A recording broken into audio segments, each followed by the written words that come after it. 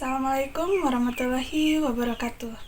Halo, perkenalkan nama saya Deliani dengan nomor induk mahasiswa 878184657.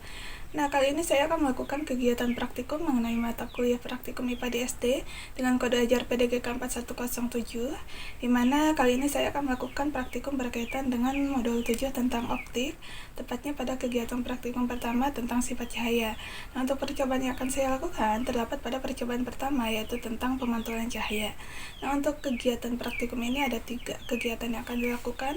Yang pertama itu percobaan pemantulan cahaya pada cermin datar, kemudian yang kedua percobaan pemantulan cahaya pada cermin cekung, dan yang ketiga adalah percobaan pemantulan cahaya pada cermin cembung.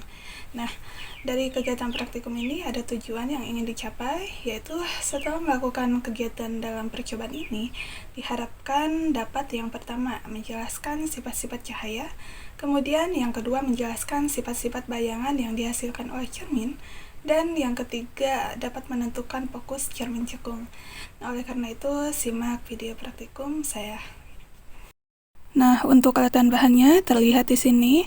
Beberapa alat saya menggunakan alat alternatif yang ada di sekitar saya. Di antaranya senter, busur derajat, penggaris, kemudian ada sisir, ada cermin datar, ada lilin beserta wadahnya untuk melihat bayangan.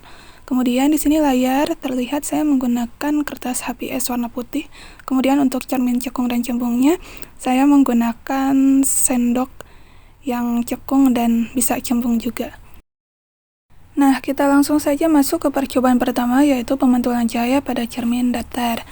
Nah, langkah pertama yang akan saya lakukan yaitu melakukan percobaan pemantulan cahaya tanpa adanya cermin datar. Di sini saya menggunakan sisir sebagai celah cahaya, kemudian kita akan menyalakan senter. Nah, cahaya senter menembus celah cahaya dan kita lihat di sini tidak ada pemantulan cahaya, sehingga tidak menghasilkan sudut pemantulan cahaya.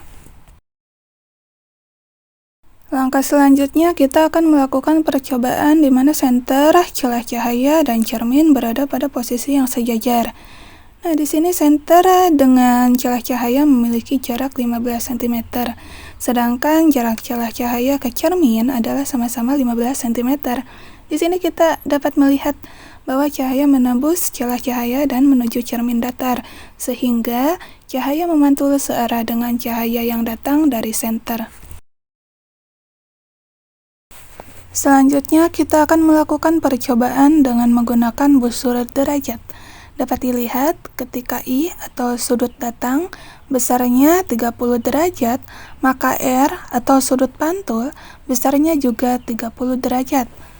Ketika I atau sudut datang besarnya 60 derajat, maka R atau sudut pantul besarnya juga sama 60 derajat. Ketika I atau sudut datang 70 derajat, maka R atau sudut pantul besarnya 70 derajat. Dan ketika I atau sudut datang 90 derajat, maka R atau sudut pantul besarnya juga 90 derajat. Percobaan selanjutnya, saya akan meletakkan benda, dalam hal ini saya menggunakan lilin.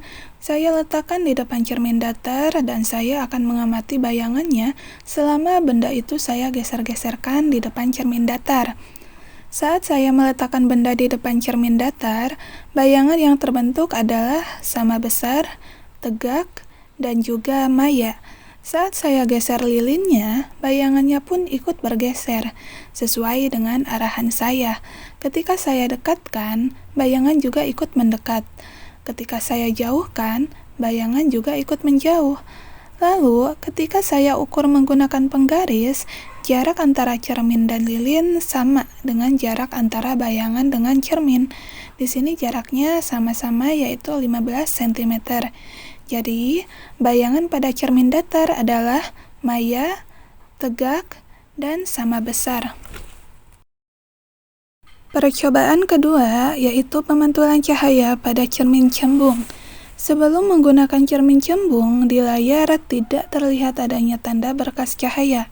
Lalu, saat kita gunakan cermin cembung dan posisi dari layar kita rubah mendekati arah cahaya lilin, di sini juga tidak terlihat jelas tanda adanya berkas cahaya.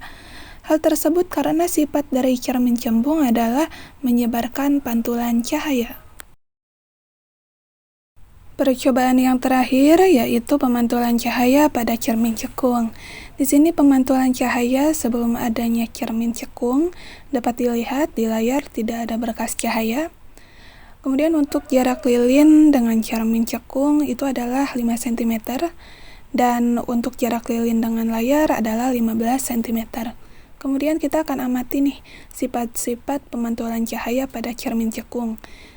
Sifat bayangan yang dibentuk oleh cermin cekung yaitu bayangan bersifat nyata atau dapat ditangkap pada layar. Kemudian bayangan terbalik dibandingkan dengan benda aslinya.